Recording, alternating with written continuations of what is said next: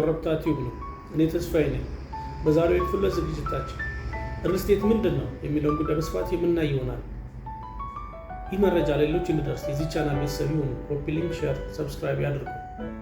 የእግዚአብሔር ሰላምና በረከት ከሁላችን ጋር ይሁን። ካፍታ ቆይታ በኋላ ሪል ስቴት ምንድን ነው የሚለውን በዝርዝር የምናይ ይሆናል።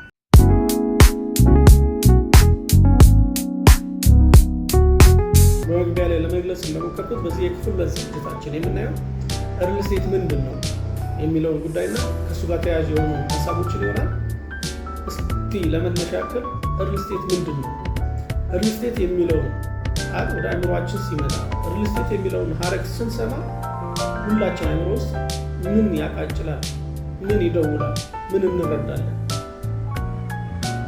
በአብዛኛዎቻችን ኢትዮጵያውያን ዘንድ ሪል ስቴት የሚለውን ቃል በምንሰማበት ጊዜ እኔ እንደምረዳው እንደምገነዘበው አብዛኛው በዙሪያ ካሉ ሰዎች ለመረዳት እንደቻልኩት ሪል ስቴት የሚለውን ቃል ስንሰማ ቤትን ገንብቶ መሸጥ የሚል እንደሆነ መገንዘብ ይቻላል። ነገር ግን ሪል ስቴት ማለት ይህ ማለት አይደለም። ሪል ስቴት ማለት ቤት ገንብቶ መሸጥ ካልሆነ እንኪያስ ምንድን ነው? በመሰረቱ ሪል ስቴት ማለት ቤት ገንብቶ መሸጥ ማለት አይደለም። ሪል ስቴት ማለት ሪል አሴት ወይም እውነተኛ ንብረት ማለት ነው። ያ ማለት መሬቱና በመሬቱ ላይ ያለው ግንባታ ማለት ነው። ሪል ስቴት ማለት መሬቱና በመሬቱ ላይ ያለ ግንባታ ማለት ነው። ግንባታው ለመኖሪያ ሊሆን ይችላል። ግንባታው ለንግድ ሊሆን ይችላል። ግንባታው ለቅኝት አገልግሎት ሊሆን ይችላል። ግንባታው ህንፃ ሊሆን ይችላል። ግንባታው የመኖሪያ አፓርታማ ሊሆን ይችላል። ግንባታው ቪላ ሊሆን ይችላል። ግንባታው የመንገድ ሊሆን ይችላል።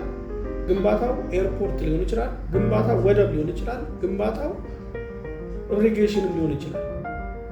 ምንም ይሁን ምን ብቻ ግንባታው ሪል ስቴት ማለት መሬቱና በመሬቱ ላይ ያለ ግንባታ ማለት ነው። ባጭሩ ሪል ስቴት ማለት መሬትና በመሬቱ ላይ ያለው ግንባታ ከሆነ ሪል ስቴት ማለት ሪል አሴት ወይም እውነተኛ ንብረት ከሆነ ንብረት ደግሞ ባለቤት አለ። ስለዚህ ቀጥሎ የምናየው የሪል ስቴት ባለቤት ማን ነው፣ የሪል ስቴት አልሚ ማን ነው የሚሉ ጉዳዮችን ይሆናል።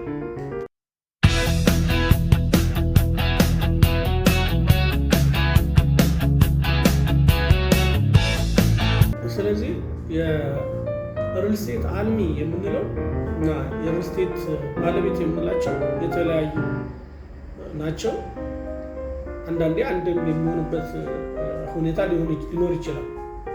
ዞሮ የሪል ስቴት ባለቤት የምንለው በመሬቱ ከመሬቱ በላይ ባለው አየር ወይም ስፔስ፣ ከመሬቱ በታች ባለው ቦታ እና በመሬቱ ላይ በተገነባው ግንባታ የመጠቀም ህጋዊ መብት ያለው ግለሰብ ወይም ህጋዊ ሰው ማለት ነው። ነገር ግን ያ የሪል ስቴት ባለቤት የመጠቀም መብቱን ለሶስተኛ ወገን አሳልፎ ሊሰጥ ይችላል። አሳልፎ የሚሰጥበት መንገድ በስጦታ ሊሆን ይችላል፣ በሽያጭ ሊሆን ይችላል፣ በሊዝ ወይም በኪራይ ሊሆን ይችላል። እዚህ ላይ መገንዘብ ያለብን የሪል ስቴት ባለቤቱ ኮሜርሻል ፐርፐስ ግንባታ ይገነባል ወይም የገነባ ነው ማለት አይደለም። ኢኒሻሊ ሲጀምር ግንባታውን ወይም ሪል ስቴቱን አኳየር ያደረገው ለፐርሰናል ወይም ለግላዊ ጥቅም አገልግሎት ኢንዘሚን ታይም ግን ሊሸጠው፣ ሊያከራየው፣ በሊዝ ሊያስተላልፈው ወይም ደግሞ በስጦታ ሊያስተላልፍ ይችላል።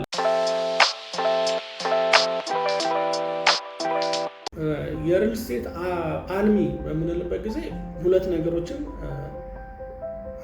ታሳቢ ያደርጋል። አንደኛው ፍቃድ ያለው ህጋዊ ፍቃድ ያለው በሪል ስቴት ሰርቶ በመሸጥ ላይ የተሰማራ የሚል ሀሳብ አለው። ሁለተኛ ሚኒመም ሪኳየርመንት አለው የሚገነባቸው የቤት ቁጥር ማለት ነው። ስለዚህ እነኚህን ታሳቢ ያደረገ ነው ሪል ስቴት አልሚ ስንል። በትርጉም ደረጃ የሰጠው ሪል ስቴት አልሚ የሚባለው መሬትን ከግለሰብ ወይም ከመንግስት በሊዝ በግዢ አኳየር አድርጎ በዛው አኳር ባደረገው መሬት ላይ ቤትን ወይም ግንባታን ገንብቶ ለሶስተኛ ወገን በሊዝ በኪራይ ወይም በሽያጭ የሚያስተላልፍ ማለት ነው። ስለዚህ ሞቲቭ የንግድ ነው ማለት ነው። ሁለተኛ ሚኒመም በትንሽ ዝቅተኛ የሚገነባው መጠን አለው ማለት ነው። በእነዚህ ምክንያት ከሪል ስቴት ባለቤቱን ይለያል። በኢትዮጵያ የሊዝ አዋጅ ላይ እና ደግሞ በአዲስ አበባ መስተዳድር የሊዝ መመሪያዎች ላይ ሪል ስቴትን ዲፋይን ሲያደርገው እንዲህ ብሎ ነው። በአዋጅ 721/2004 ላይ ሪል ስቴት አልሚ ማለት ወይም ደግሞ ሪል ስቴት ከፍተኛ ሪል ስቴት አልሚ የሚባለው 1000 እና ከ1000 በላይ ቤቶችን በመገንባት ለተጠቃሚ በሽያጭ በሊዝ ወይም በኪራይ የሚያስተላልፍ ማለት ነው ይለዋል ይሄ አዋጁ ላይ። በአዲስ አበባ መስተዳድር የሊዝ መመሪያ ቁጥር 49/2004 እንዲሁም ተሻሽሎ የወጣው የሊዝ መመሪያ ቁጥር 162/2016 ላይ የሪል ስቴት አልሚ ማለት 1000 እና ከ1000 በላይ ቤቶችን ገንብቶ ለተጠቃሚ በሽያጭ በኪራይና በሊዝ የሚያስተላልፍ ይለዋል። እንዲሁም በቅርቡ የወጣ አንድ ረቂቅ አዋጅ አለ ሪል ስቴት ጋር ተያያዥ የሆነ የረቂቅ አዋጅ። እዛ ላይ ምን ይለዋል? የሪል ስቴት አልሚ ማለት 50 እና ከዛ በላይ ቤቶችን ገንብቶ ለተጠቃሚ የሚያስተላልፍ ይለዋል። ስለዚህ የሪል ስቴት አልሚ ስንል የንግድ ኮንሰፕት አለው በውስጡ ማለት ነው። ገንብቶ መሸጥ የሚል ማለት ነው። ባለቤት ስንል ግን ገንብቶ መኖር የሚል መሆኑን እዚህ ላይ ታሳቢ ማድረግ ተገቢ ነው። ቀጥሎ እስኪ ሪል ስቴት በሀገራችን መቼ ተጀመረ? እድገቱስ ምን ይመስላል? ምን ያህል የሪል ስቴት ድርጅቶች አሉ? የሚለውን እና እስካሁን የገነቧቸው ቤቶች በቁጥር ደረጃ ምን ያህል ናቸው የሚለውን ቀጥሎ እንመልከት።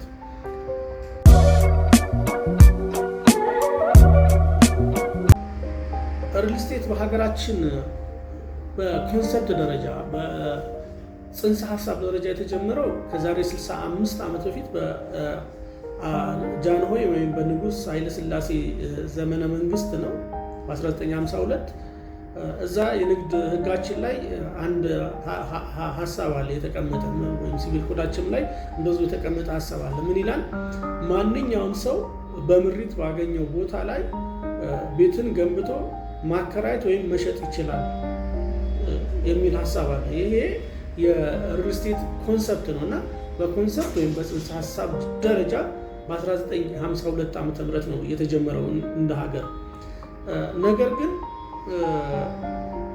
በይፋ እንደ ንግድ ወይም እንደ ቢዝነስ ሪል ስቴት የተጀመረው እንደ ኢትዮጵያን አቆጣጠር በ1997-98 ወይም ደግሞ በ19 እንደ ኢትዮጵያን አቆጣጠር በ1990ዎቹ ነው። ስለዚህ በኮንሰፕት ደረጃ ወይም ደግሞ በጽንሰ ሀሳብ ደረጃ ሪል ስቴት ኢትዮጵያ ውስጥ ከተጀመረ 65 ዓመት ሆኖታል፣ ጎልምሷል ማለት ነው። በቢዝነስ ደረጃ ወይም ደግሞ እንደ ንግድ ሪል ስቴት ከተጀመረ 27 ወይም 28 ዓመቱ ነው። ስለዚህ ሪል ስቴት በሀገራችን በኮንሰፕት ደረጃ 65 ዓመት ቢሞላው እንደ ቢዝነስ ደግሞ እንደ ንግድ ደግሞ 27 ዓመት ቢሞላው የእድገት ደረጃውን በምናይበት ጊዜ ያን ያህል አስደሳች ወይም ደግሞ አድጓል የምንልበት ደረጃ አይደለም ያለው። የዚህ የሀገራችን የሪል ስቴት የእድገት ደረጃ በምናይበት ጊዜ በአራት መሰረታዊ ጉዳዮች ወይም በአራት መለኪያዎች ነው የምናየው። አንደኛው ከሚጠቀመው ቴክኖሎጂ የግንባታ ቴክኖሎጂ አንጻር፣ ሁለተኛ ሪል ስቴት ቁጥር አንጻር ምን ያህል የሪል ስቴት አልሚዎች አሉ ከሚለው፣ ሶስተኛው ከገንዘብ አንጻር ፋይናንሻሊ ምን ያህል አድጓል የሚለው ነው። እንዲሁም አራተኛው እና ዋነኛው የሪል ስቴት ድርጅቶች ካላቸው የቤቶችን በጥራት እና በጊዜ የማስረከብ አቅም አንጻር የምናይ ይሆናል። ከግንባታ ቴክኖሎጂ አንጻር በምናይበት ጊዜ አድጓል ማለት አንችልም። ምክንያቱም አንደኛው እስካሁን ከጥንት ግንባታ ከተጀመረ ጀምሮ የምንጠቀምበትን ቴክኖሎጂ የሚጠቀም ሪል ስቴት ድርጅቶች ነው ያሉን እና የተለየ ዘመናዊ ቴክኖሎጂዎችን ፋስት ሙቪንግ አጃይል የሆኑ ቴክኖሎጂዎችን አዳፕት አድርጎ ቤቶችን በቀላሉ ገንብቶ የሚያስረክብበት ደረጃ ላይ ደርሷል ማለት አንችልም። በእርግጥ አሁን እየመጡ ያሉ አሉ። እነሱ ኒው ቴክኖሎጂ ናቸው ባንልም ለምሳሌ ሞኖሊቲክ ስትራክቸር ወይም ደግሞ ግድግዳውንም ፍሬምወርኩንም በኮንክሪት አድርጎ ግንባታዎችን በአጭር ለመጨረስ የሚደረግ ጥረት አለ። ኒው ባይሆንም 50 ዓመት የሆነውን በዓለም ላይ ፖስት ቴንሽን ቴክኖሎጂን የመጠቀምና ዲዛይኖችን ኮንስትራክሽኖችን ፍላክሰብል የማድረግ ሁኔታዎች አሉ። ዞሮ አሁንም ሁለቱም የሚጠቀሙት የተለመደውን የኮንክሪት ቴክኖሎጂ ነው። ኢቭን ዞ የወርክ ሜቶዶሎጂያቸውን የተወሰነ ቢሻሻል፣ ስለዚህ ከዚህ አንጻር በምናይበት ጊዜ አድጓል ማለት አንችልም። ምክንያቱም ሌላው ዓለም ላይ በ15 ቀን ቤቶችን ገንብተው የሚያስረክቡበት ሁኔታዎች አሉ። ስለዚህ ከዚህ አንጻር አድጓል ብለን መደምደም አንችልም። አላደገም ብለን እንወስድ። በድርጅቶች ቁጥር አንጻር 27 ዓመት ሞልቶታል የሪል ስቴት ቢዝነስ እንደ ቢዝነስ። በኮንሰፕት ደረጃ ደግሞ 65 ዓመት ሆኖታል። በዚህ 65 ዓመት በኮንሰፕት እና በ27 ዓመት የሞላው የሪል ስቴት ድርጅት ወይም የሪል ስቴት ስራ በሀገራችን አድጓል ማለት አንችልም። አብዛኛው የሪል ስቴት ስራ ያለው አንደኛ ከሎኬሽን አንጻር ብናይ አዲስ አበባና አዲስ አበባ ብቻ መስረት ያደረገ ነው። እርግጥ አሁን ክፍለ ሀገሮች ላይ ወይም ክልሎች ላይ የመስፋፋት ሁኔታዎች የሚታዩ ቢሆኑ በቁጥርም ብናያቸው 169 አካባቢ ነው አሁን ያለው ዳታዎች የሚያሳዩት። ፕላስ ኦር ማይነስ እንዳለ ሆኖ ዞሮ እስከ 169 የሚደርሱ የሪል ስቴት ድርጅቶች ናቸው ያሉት። እነዚህ 169 ቢኖሩም እንኳን ቢዝነሱን ዶሚኔት አድርገውት ያሉት 16-20 የሚሆኑ ናቸው እና ስለዚህ በቁጥር ደረጃም አድጓል ብለን መውሰድ አንችልም። በገንዘብ አቅም ወይም በፋይናንስ አቅም ደረጃ አድጓል ማለት አይቻልም። በኔ እይታ በእርግጥ ካምፓኒዎች እንደ ድርጅት ካምፓኒ አድገው ሊሆን ይችላል። አንዳንዶቹ ከኮንትራክተርነት ወደ ሪል ስቴት ሲቀላቀሉ የፋይናንሻሊ ቡስት አድርገው ሊሆን ይችላል። ነገር ግን ኦቨርኦል በቢዝነሱ ላይ ባደረጉት ተጽዕኖ ወይም በሚደረገው ተጽዕኖ በምናይበት ጊዜ አድጓል ማለት አንችልም። አሁንም የገንዘብ እጥረት ያለበት ነው። እንደ ማሳያ የሚሆኑት አንደኛ የትኛውም ሪል ስቴት በራሱ አቅም እንደ መነሻ የራሱን ገንዘብ ተጠቅሞ ገንብቶ ከጨረሰ በኋላ የሚሸጥበት ሁኔታ ማየት አልተቻለም። አንድ ሁለተኛ አሁንም ሪል ስቴቶች የሚገነቡት ለሽያጭ ነው። ሪል ስቴቶችን ገንብተው የሚያቀርቡት አብዛኛው ለሽያጭ ነው። ሊዝ እና ወደ ሬንት ያሌሉት የፋይናንሻሊ ቢዝነሱ ስላላደገ ነው። ሶስተኛው የሚሰሩት ሪል ስቴቶች አብዛኞቹ የመኖሪያ ቤቶች ናቸው። አሁን ኮመርሻል ወይም ለንግድ የሚሆኑ መጨመር ተጀምረዋል እንጂ ከዚህ ለየት ያሉ ለፐብሊክ አገልግሎት የሚውሉ ኢንፍራስትራክቸሮችን ገንብቶ መሸጥ፣ ገንብቶ ሊዝ ማድረግ፣ ገንብቶ ሬንት ማድረግ አልተለመደም። ያ ማለት ሪል ስቴቱ ካለው የፋይናንስ አቅም ወይም ካለማደጉ የሚመነጭ ገንዘብ አቅም ወይም በፋይናንሻል አቅሙ ሪል ስቴቱ አድጓል ማለት አይቻልም። ለዚህም ያው ቅድም የጠቀስኳቸው 3 ማሳያዎች ዋና ናቸው። አንደኛው የትኛውም ሪል ስቴት በራሱ ገንዘብ ገንብቶ ቤቶችን ለሽያጭ አያቀርብም። ይልቁንስ አድቫንስ ተቀብሎ ከቤት ገዢ ግንባታውን ይጀምራል። ከዛ በየደረጃው በኢንስቶልመንት ክፍያዎችን እየተቀበለ ቤቶችን ለተጠቃሚ የሚያስተላልፍበት ሂደት ነው ያለው። ሁለተኛው አሁንም ሪል ስቴቶች ቤቶችን የሚገነቡት ለሽያጭ ፐርፐዝ ነው። ሬንት እና ሊዝ ውስጥ አልገቡም። ያ ማለት ሬንትን ካደረገ አንድ ሪል ስቴት ካምፓኒ ሪተርን ኦን ኢንቨስትመንቱ ስሎ ነው የሚሆነው። ሊዝ ካደረገም እንደዚሁ ገንዘቡን ቶሎ አያገኝም። በእርግጥ ሊዝ ለማድረግ ሞርጌጅ ባንኮች ሊኖሩ ይገባል። ስለዚህ አንዱ ሁለተኛው ማሳያ ነው። ሶስተኛው ማሳያ አሁንም ሪል ስቴቶቻችን ፎከስ ያደረጉት በእርግጥ በሀገራችን ያለው የከፍተኛ የመኖሪያ ቤት ችግር ሳልረዳ ቀርቻ አይደለም። ኦቨርኦል ግን ምን ይመስላል የሚለውን ለማሳየት ያክል ብቻ ነው። የሪልስቴቶቻችን አሁንም የሚገነቡት መኖሪያ ቤቶችን እንደውም አሁንማ አብዛኛው አፓርታማ ላይ ፎከስ ያደረጉ ነው። ራንች ሃውሶችን እና እነዚህ ትልቅ ፋንሲ እና ሌክዠሪ ቪላዎችን ተወጥ እያደረጉ ነው። እንግዲህ ካላቸው ማርኬት ዲማንድ አንጻር ሊሆን ይችላል።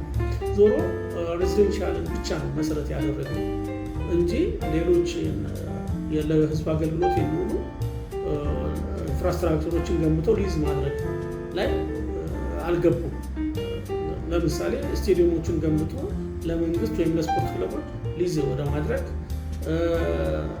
የህዝብ ትምህርት ቤቶችን ገንብቶ ለፐብሊክ ወይም ደግሞ ለሪልስቴት ዋናው ወደ የትምህርት ቤት ቢዝነስ ላይ ለሚሰማራ ባለሀብት ወደ ማስተላለፍ እና መሰል ጉዳዮች ላይ አልገቡም። ስለዚህ በዚህ ምክንያት ፋይናንሻሊ አድገዋል ማለት አንችልም። አራተኛውና ዋናው ሪልስቴቶቻችን አድገዋል ማንንበት ሁኔታ የሚያሳዩት ቤቶችን በተባለው ጥራትና ጊዜ ጨርሶ ማስረከብ እስካሁን አልቻሉም። አብዛኛው በሚባል ደረጃ ኦልሞስት እንግዲህ ሁሉም ማለት ይቻላል በውላቸው መሰረት ብዙዎቹ ውላቸው ላይ በምናይበት ጊዜ ከ2 ዓመት እስከ 5 ዓመት ነው የሚያሳየው። በአብዛኛው ግን በ2 ዓመት ተኩል እና በ3 ዓመት ውስጥ ቤታቸውን ገንብተን እናስረክባለን የሚሉ ማስታወቂያዎችን ነው የሚያስነግሩት። በተጨማሪም ውሎች ላይ የምናየው ይህን ነው። ነገር ግን በተዋዋሉት መሰረት በጊዜ አያስረክቡም። አንዳንዴ እንደውም 5 ዓመትና እስከ 9 ዓመት የሚሄዱ የማስረከቢያ ጊዜዎች አሉ።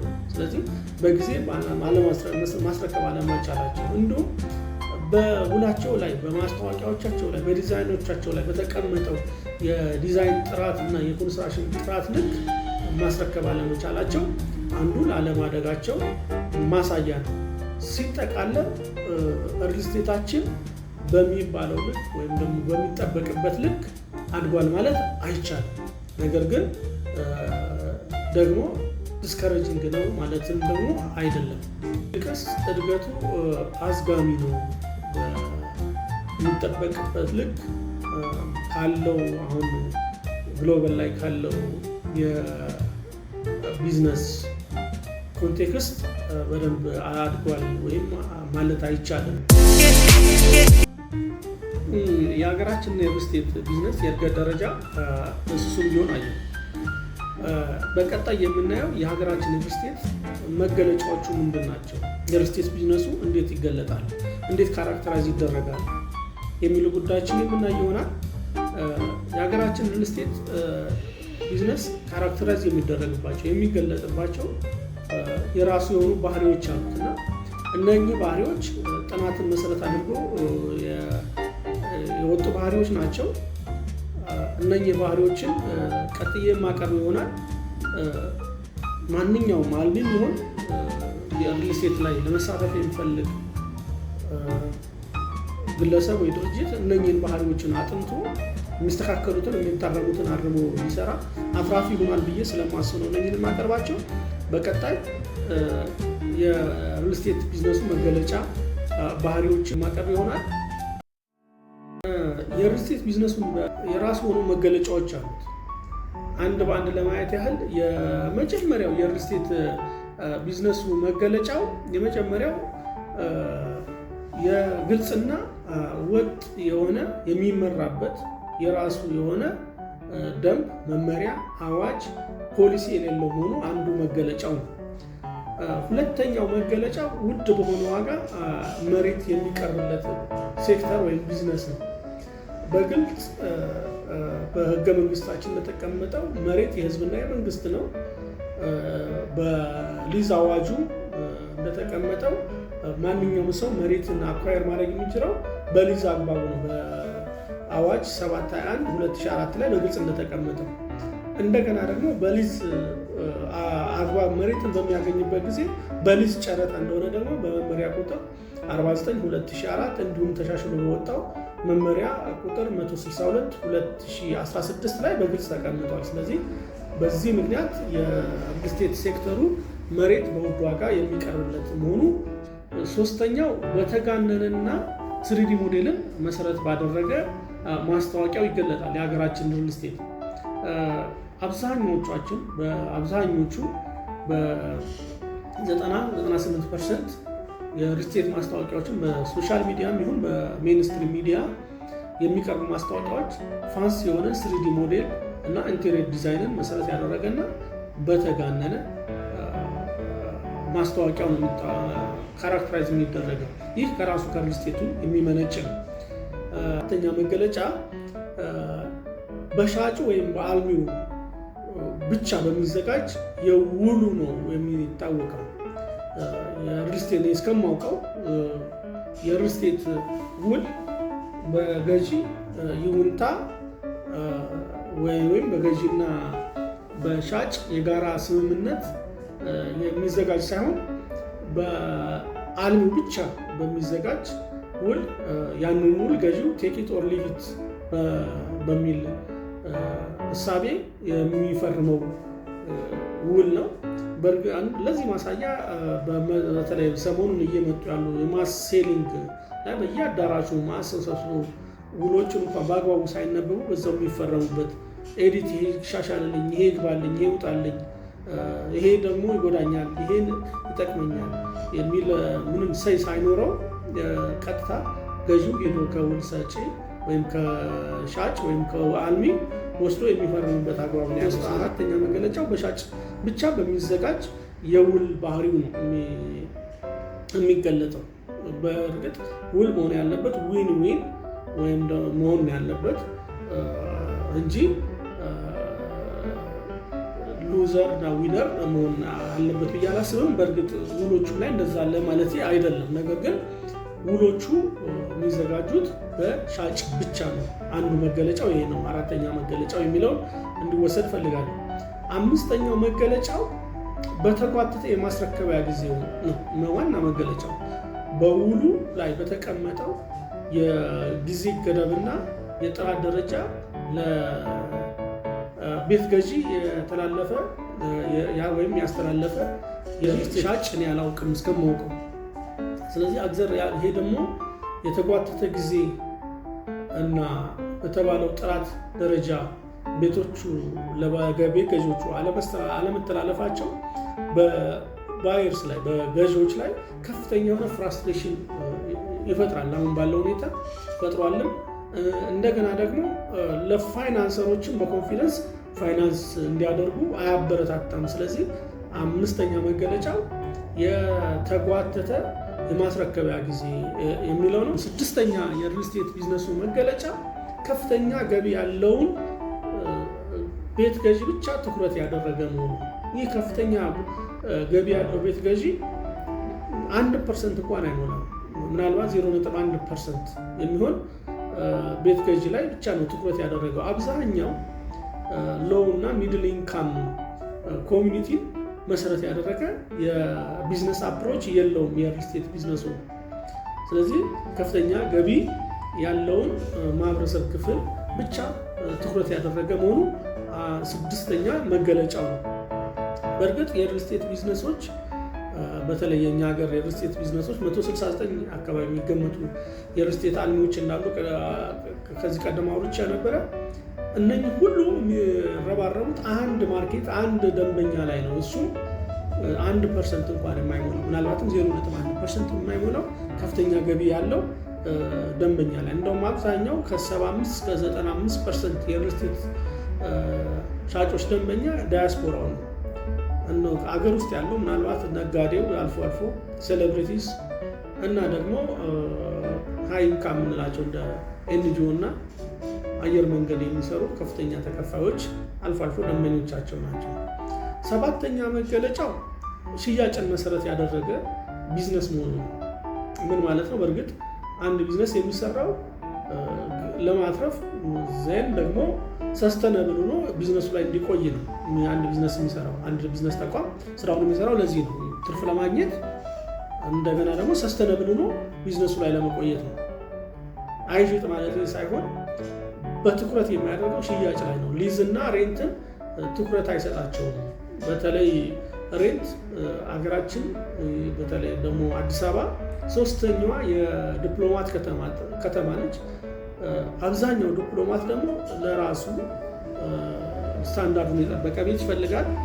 ያንን እንኳን ታሳቢ አድርጎ ለኪራይን መሰረት ያደረገ የሪል ስቴት አፕሮች አለመኖሩ ነው። ሌላው ሊዝ ነው። ሊዝ በእርግጥ ከሞርጌጅ ባንክ አለመኖሩ ያንን እንዲያደርጉ ምናልባት መንገዱም የላቸው ይሆናል እንጂ ስንጠቀልለው የሪል ስቴት አንዱ መገለጫው 8ኛው መገለጫው ሽያጭን መሰረት ያደረገ መሆኑ፣ 9ኛ መገለጫው የገንዘብ አቅርቦት ችግር ያለበት መሆኑ። ሪል ስቴትን መሰረት አድርጎ ፋይናንስ የሚያቀርብ ተቋም አገር ውስጥ የለም። ስለዚህ ይሄ ደግሞ ለሪል ስቴት ቢዝነሱ ከፍተኛ የሆነ የገንዘብ ችግር ያለበት መሆኑን አንዱ መገለጫ ሊሆን ይችላል። ብድሮች አሉ፣ ግን አብዛኞቹ ብድሮች ኮመርሻል ሎን ናቸው። ለሪል ስቴት አልሚው እንደ ወርኪንግ ካፒታል እንጂ ለቤት ፋይናንሲንግን መሰረት አድርገው የሚቀርቡ ብድሮች አይደሉም። ስለዚህ በዚህ ምክንያት ከፍተኛ የሆነ የገንዘብ አቅርቦት ችግር ያለበት ቢዝነስ መሆኑ 8ኛ መገለጫው ነው። 9ኛ መገለጫው ስራውን ለመጀመር የገዢን ገንዘብ መሰረት ያደረገ መሆኑ።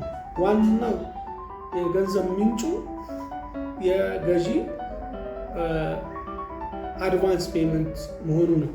አብዛኛው ይሄ ለመግለጽ ያክል ስራውን ለመጀመር ዋና የፋይናንስ ምንጭ ወይም መሰረት ወይም እርሾ አድርጎ የሚወስደው የቤት ገዢውን አድቫንስ ክፍያ ነው እንጂ የራሱ ገንዘብ አለመሆኑ እነኚህ 9 መገለጫዎቹ ናቸው።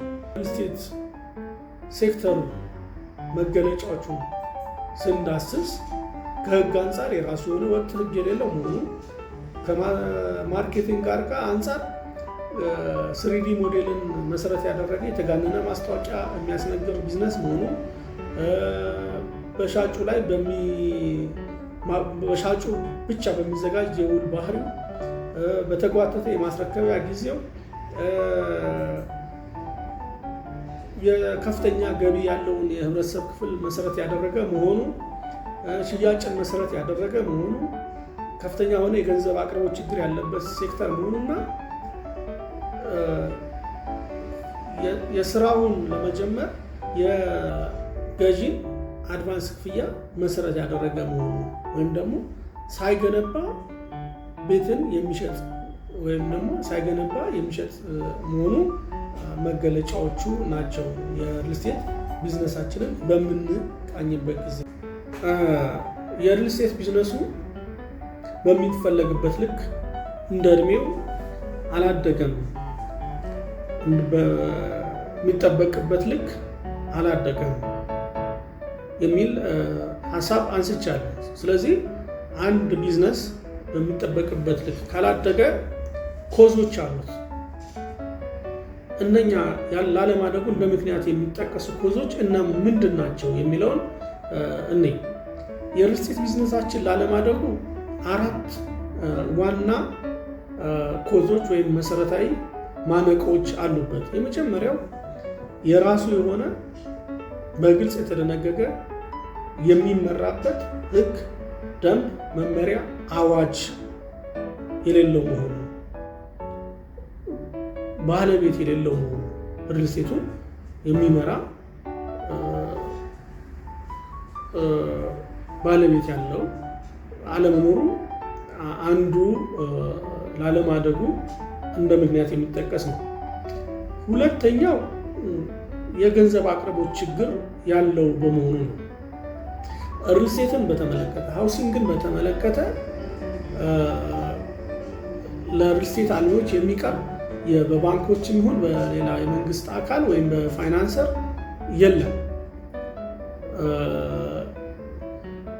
ኦፍኮርስ ሎኖች አሉ፣ የሚቀርቡ ሎኖች። እነኛ ሎኖች አንደኛ በቂ አይደሉም፣ ሁለተኛ እዚያ ኮመርሻል ሎንስ የንግድ ኮመርሻል ሎኖች ናቸው። ኮመርሻል ሎን ከመሆናቸው የተነሳ ኢንተረስት ሬታቸው ሀይ ነው። ከ18 እስከ 23% ነው የሚደርሰው። በእርግጥ ለዲያስፖራው በዶላር ለሚከፍለው እስከ 8% የሚወርድበት ሁኔታ አለ። ይህም የዶላር ያው ኢንፊልትሬት ለማድረግ ወደ ሀገር እንዲገባ እንደማበረታቻ ማለት ነው። እሱም በፖሊሲ ባንኮች ላይ። ስለዚህ በቂ የሆነ የገንዘብ አቅርቦት ስለሌለ የገንዘብ አቅርቦት ችግር ስላለበት አልሚው በሚፈልገው ልክ ቤቶችን ለማልማት ችሏል ማለት አይቻልም። ሁለተኛው እንትን እሱ ነው። ሶስተኛው የመሬት አቅርቦት ችግር ያለበት ስለሆነ ነው። ላንድ አኳይሪንግ ያው በእኛ ሀገር አኳይር የሚደረገው በሊዝ ነው። ለዛውም በሊዝ ጨረታ። ይሄንን ደንብ ቁጥር 162 2016 አንቀጽ 4 ቁጥር 2 ሀ ላይ በምናይበት ጊዜ ማንኛውም ሰው መሬትን አኳይር የሚያደርገው በሊዝ ጨረታ እንደሆነ በግልጽ ተቀምጧል። በእርግጥ አሁን የዚህ ፐብሊክ ፕራይቬት ፓርትነርሺፕ አዋጅ ከወጣ በኋላ ምናልባት በዛ አግባብ መጠቀም ለሚፈልጉ አልሚዎች የተወሰነ ነገሮች የሚቃለሉ ቢሆኑ፣ ስለዚህ ሶስተኛው ውድ የሆነ የመሬት አቅርቦት መኖሩ ሪል ስቴቱን እንደ ልብ እንዳያድግ ያደርገዋል። ምክንያቱም ኦልሞስት አልሚው ገንዘቡን መሬት ላይ ያውለዋል። ከዛ በኋላ ያው በተለመደው ትራዲሽናል አፕሮች ነው መስራት የሚችለው። ስለዚህ አንዱ እሱ ነው። አራተኛው የዲዛይን ማጸደቂያው ጊዜ ተጓተተ መሆን። እነኚህ ነገሮች የሪል ስቴት ቢዝነሱን እንዳያድግ አድርገውታል። ምናልባት አምስተኛው የአመለካከት ችግርም ይመስለኛል። ምክንያቱም አንዳንድ ሪል ስቴት አልሚዎች በቅድመ ሽያጭ አፕሮች ገንዘብን ሰብስበው ቢዝነሱን ሪል ስቴቱን ከማሳለጥ ይልቅ ገንዘብን ወደ ሌላ የቢዝነስ አቅጣጫ የማሻገር ሂደት መኖሩ እሱም የራሱ አስተዋጽኦ አለው። ስለዚህ በእነኛ 5 እና 4 ምክንያቶች የሪል ስቴት ቢዝነሳችን ማደግ አልቻለም። ስለዚህ ሪል ስቴት ቢዝነሳችን እንዲያድግ ከተፈለገ አንደኛ ሪል ስቴቱን በባለቤትነት የሚመራ የሪል ስቴትን የሚያስተዳድር ሪል ስቴትን ፈቃድ የሚሰጥ የሚቆጣጠር የሚመዘግብ ራሱን የቻለ ኦቶሪቲ ወይም ባለስልጣን መስሪያ ቤት ወይም ተጠሪ መስሪያ ቤት ያስፈልገዋል ለባለቤትነት የሚመራ። ሁለተኛ የራሱ በእርግጥ ሰሞኑን የወጣ ረቂቅ አዋጅ አለ። ዞሮ ዞሮ ወጥ እና ግልጽ የሆነ ሪል ስቴቱ የሚመራበት አዋጅ፣ ደንብ፣ መመሪያና ሕግ ሊወጣ ይገባል። ምክንያቱም እኛ ሀገር አንድ አልሚ በወቅቱ ቤት ካላደረሰ ምንም የሚደረገው የለም። ቢበዛ ቤት ገዢው ቤት ያልደረሰም ብሎ ለአልሚው መልሶ ኮምፕሌን የማድረግ ጉዳይ እንጂ አልሚው በወቅቱ ስራውን ካልሰራ የሚቀጣበት የሚዳኝበት የራሱ የሆነ ሕግ የለውም። ቤት ገዢውም እንደዚሁ በውሉ መሰረት ገንዘቡን በጊዜው ለአልሚው ካልከፈለ የሚዳኝበት የራሱ ሕግ የለውም፣ ያው በፍትሐ ብሔር አግባብ ካልሆነ በስተቀር። ስለዚህ ሕግ ደንብ መውጣት አለበት። ይህን ሕግ ደግሞ የሚያስተዳድር የሚተረጉም የሚመራ ኦቶሪቲ ሊኖረው ይገባል። ሶስተኛ ለሪል ስቴት ቢዝነሱ የፋይናንስ አቅርቦት ሊመቻች ይገባል። ምክንያቱም ቤት ቅንጦት አይደለም፣ ቤት ቤዚክ ነገር ነው። አትሊስት ይህን ቤዚክ የሆነ ነገር በአግባቡ ሰርቶ ለደሊቨር ለማድረግ የሚያስችል የፋይናንሲንግ ሲስተም አቅርቦት መፈጠር አለበት። የመሬት አቅርቦት በሊዝ መሆኑ በእርግጥ የራሱ የሆነ ችግር ነው ብዬ አላስብም። ምክንያቱም ዞሮ ወደዚህ ወደ ሊዝ የገባ ነው አሁን ነው። በፊት በተለይ 2004 ድረስ መሬት ለአልሚ ለአፓርታማ ከሊዝ ነፃ፣ እንዲሁም ደግሞ ለቪላዎች በሚኒመም በመነሻ ሊዝ ነበር የሚሰጠው። በዚያ በሚሆንበት ጊዜ አንዳንድ አልሚዎች መሬት የመሸጥ ሁኔታዎች ነበሩ፣ ወይም ደግሞ የመሬት ዋጋ ኦቨር የሆነ የማስከፈል ሁኔታዎች ለደንበኞቻቸው ነበረ። ስለዚህ እነዚህ ነገሮች ምናልባት መንግስትን ወደ ሊዝ እንዲገባ አስገድደውት ሊሆን ይችላል። ዞሮ ወደ ሊዝ የምንገባው በንባራዊ ሁኔታ ኤግዚስቲንግ ኮንዲሽንስን መሰረት አድርጎ ነው። ለምሳሌ ቻይና ብንሄድ የትኛውም ኢንዲቪዥዋል መሬትን ኦውን አያደርግም። እንግሊዝ ስንሄድ ደግሞ በሁለቱም በሊዝም ፎር ፍሪም መሬትን አኳየር ማድረግ ይቻላል ኢንድለስሊ።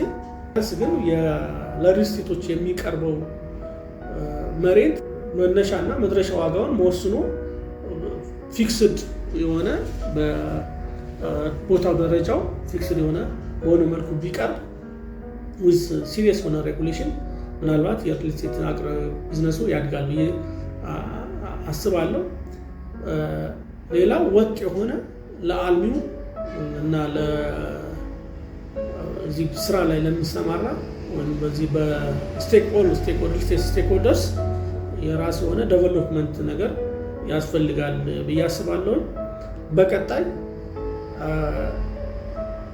አዲስ የወጣ ረቂቅ አዋጅ አለ የሪል ስቴት ጋር ሪሌትድ የሆነ የሪል ስቴት እና የማይንቀሳቀስ ንብረት ግብይት ግመታ አዋጅ የሚል አዋጅ አለ፣ ረቂቅ አዋጅ። እሱን በተመለከተ በቀጣይ በክፍል 3 ዘርዘር ያለ ቪዲዮ የሚቀርብ ይሆናል። እስከዛው ሰላም ቆዩን። የእግዚአብሔር ሰላምና በረከት ከሁላችን ጋር ይሁን። ሰላም ለሀገራችን፣ ሰላም ለሕዝባችን። ይህን ቻናል ቤተሰብ በመሆን ይቀላቀሉ። ኮፒ ሊንክ፣ ሰብስክራይብ በማድረግ ሌሎችን እንዲደርስ ያደርጉ። አበቃው። ሰላም ለሁላችን።